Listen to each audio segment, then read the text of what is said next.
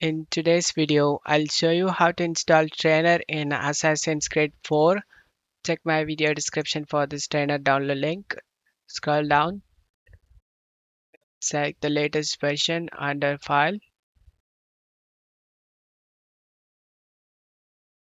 Once download done, select this folder icon, double click on the exe and select the Yes option. Launch the game.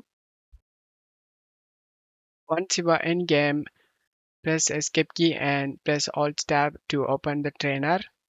Turn on the cheats you like to use. I'm going to turn on One Hit Destroy Ships. To show you guys it's working, get back to the game.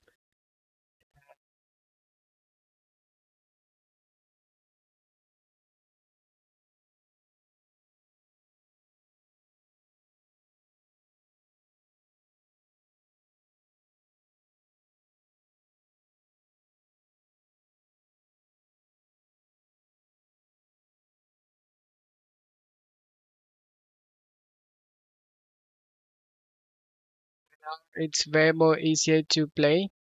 I hope this video helped you. If the video helped you, don't forget to leave a like and subscribe. Thank you.